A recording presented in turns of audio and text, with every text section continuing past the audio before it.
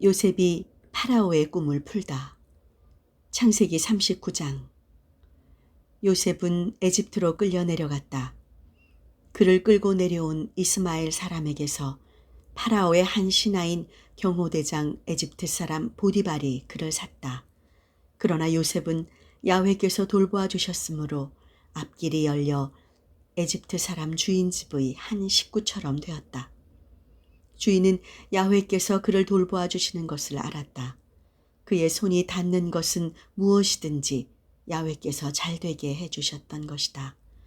그는 요셉이 눈에 들어 신복으로 삼고 집안일의 관리인으로 세워 그에게 모든 것을 맡겼다. 온갖 일과 모든 소유를 그에게 맡기자 야훼께서는 요셉을 보아 그 에집트 사람의 집에 복을 내리셨다. 야훼의 축복은 집과 밭뿐 아니라 그에게 있는 모든 것 위에 내렸다. 이렇듯이 그는 자기에게 있는 모든 것을 요셉의 손에 내맡겼다. 그리고 그가 있는 한 자신이 먹는 음식을 빼놓고는 아무 것에도 마음을 쓰지 않았다. 그런데 요셉은 아주 깨끗하고 잘생긴 사나이여서 얼마쯤 시간이 흐르자 주인의 아내가 눈짓을 하며 자기 침실로 가자고 꾀는 것이었다. 그는 주인의 아내에게 그럴 수 없다고 사정했다. 보시다시피 주인께서는 제가 있는 한 집안일에 통 마음을 쓰시지 않습니다. 당신께 있는 것을 모두 제 손에 맡겨주셨습니다. 이 집안에선 제가 그분보다 실권이 더 있습니다. 만인만은 당신의 아내이기 때문에 범접할 수 없지만 그 밖의 일은 못할 것이 없습니다. 그런데 이렇게 엄청난 짓을 제가 어떻게 저지를 수 있겠습니까? 이것은 하느님께 죄가 됩니다. 그러나 그는 날이면 날마다 요셉에게 수작을 걸어왔다. 요셉은 말을 듣지 않고 그와 함께 침실에 들지도 않았다. 하루는 그가 일을 보러 집 안으로 들어가는데 마침 집 안에 사람이라고는 아무도 없었다. 그는 요셉의 옷을 붙잡고 침실로 같이 가자고 꾀었다. 그러나 요셉은 옷을 그의 손에 잡힌 채 뿌리치고 밖으로 뛰쳐나갔다. 요셉이 옷을 자기 손에 내버려 둔 채 밖으로 뛰쳐나가는 것을 보고 그는 집안 사람들을 부르며 고함을 쳤다. 이것 좀 봐라. 주인께서 우리를 웃음거리로 만들려고 저 히브리 녀석을 데려왔구나. 그놈이 나에게 달려들어 강간하려고 했어. 그래서 나는 고함을 질렀지. 그랬더니 그놈은 내가 고함 지르는 소리를 듣고 옷을 버려둔 채 뛰쳐나갔다. 그리고는 그 옷을 곁에 챙겨놓고 주인을 기다리다가 그가 집에 돌아오자 이야기를 꺼내는 것이었다. 당신이 데려온 그 히브리족 녀석 말이에요. 글쎄 그놈이 내 방에 들어와 나를 농락하려 하지 않겠어요. 그래서 내가 고함을 질렀더니 이렇게 옷을 버려둔 채 밖으로 뛰쳐나갔답니다.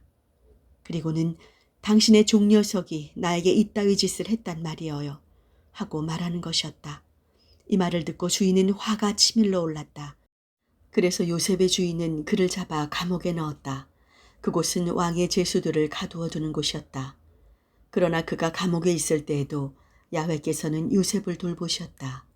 그에게 한결같은 사랑을 쏟으시고 은총을 베푸시어 간수장의 눈에 들게 해주셨다. 그리하여 간수장은 감옥에 있는 모든 죄수들을 요셉의 손에 맡겨 무슨 일이고 마음대로 하게 하였다. 간수장은 요셉에게 모든 일을 맡겨놓고는 일절 간섭을 하지 않았다. 야훼께서 그를 돌보시어 그가 하기만 하면 무엇이든지 잘 되게 해주셨던 것이다. 창세기 40장. 이런 일이 있은 지 얼마 되지 않아 에집트 왕에게 술잔을 드리는 시종장과 빵을 구워 올리는 시종장이 상전인 에집트 왕에게 무슨 잘못을 저지른 일이 생겼다. 파라오는 술잔을 드리는 시종장과 빵을 구워 올리는 시종장 두 사람에게 화가 나서 경호대장 집에 있는 감옥에 집어넣었다. 그곳은 바로 요셉이 갇혀 있는 곳이었다. 경호대장은 요셉을 지명하여 그 시종들의 시중을 들게 하였다. 그들이 감옥에 들어온 지 여러 날이 지났다. 에집트 왕에게 술잔을 드리는 시종장과 빵을 구워 올리는 시종장은 어느 날 밤 감옥에 갇힌 몸으로 같이 꿈을 꾸었는데 두 꿈은 뜻이 너무나 달랐다. 아침에 요셉이 그들에게 가보니 그들은 크게 근심하고 있었다. 요셉은 자기 주인집 감옥에 함께 갇혀 있는 그들 파라오의 관리들에게 물었다.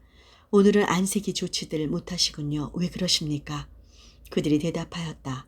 우리가 꿈을 꾸었는데 아무도 풀어줄 사람이 없소. 요셉은 꿈을 푸는 것은 하느님만이 하실 수 있는 일이 아니겠습니까? 하고 말하면서 자기에게 이야기해달라고 청하였다. 술잔을 드리는 시종장이 요셉에게 자기의 꿈 이야기를 들려주었다. 내가 꿈에 보니까 내 앞에 포도나무 한 그루가 있었소. 그 포도나무에는 가지가 셋이 뻗어 있었는데 싹이 나자마자 꽃들이 피고 포도송이가 있더군. 내 손에는 파라오의 잔이 들려 있었소. 나는 포도를 따서 그 잔에다 짜놓고는 그 잔을 파라오의 손에 받쳐 드렸다오. 그 풀이는 이렇습니다. 하며 요셉은 그에게 말해주었다. 가지 셋은 사흘을 말하는 것입니다. 앞으로 사흘이 되면 파라오께서는 당신을 불러내어 복직시킬 것입니다. 당신은 전날 술잔을 받들어 올리던 관습대로 파라오의 손에 그의 잔을 올리게 될 것입니다. 그러니 제발 당신이 잘 되시는 날 나를 생각해 주십시오. 나에게 친절을 좀 베풀어 주셔야 하겠습니다. 파라오에게 내 이야기를 하여 이 집에서 벗어나게 해 주십시오. 나는 억울하게 히브리 사람들의 땅에서 유괴되어 온 사람입니다. 나는 여기서도 이런 구덩이에 들어올 만한 일을 한 일이 없습니다. 그 풀이가 좋은 것을 보고 빵을 구워 올리는 시종장도 요셉에게 이야기를 했다. 나도 꿈을 꾸었는데 흰 과자를 담은 바구니 셋을 내가 머리에 얹고 있었어. 제일 윗바구니엔 파라오에게 드릴 온갖 구운 음식들이 담겨져 있었어. 그런데 새들이 내 머리에 이고 있는 그 바구니 속에서 그것들을 먹고 있더군. 그 풀이는 이렇습니다. 하며 요셉이 말해주었다. 바구니 셋은 사흘을 말하는 것입니다. 앞으로 사흘이 되면 파라오는 당신을 불러내어 나무에 매달 것입니다. 그렇게 되면 당신의 고기를 새들이 쪼아먹게 될 것입니다. 그리고 사흘째 되는 날, 그날은 파라오의 생일이어서 왕은 신하들을 다 모아놓고 잔치를 베풀었다. 술잔을 드리는 시종장과 빵을 구워 올리는 시종장은 신하들이 모인 자리에 불려 나왔다. 그런데 술잔을 드리는 시종장은 술잔을 드리는 자리에 복직되어 파라오의 손에 잔을 올리게 되었으나 빵을 구워 올리는 시종장은 매달려 죽었다. 이렇게 그들은 요셉이 해몽해 준 대로 되었다. 그러나 술잔을 드리는 시종장은 요셉을 까마득하게 잊어버렸다.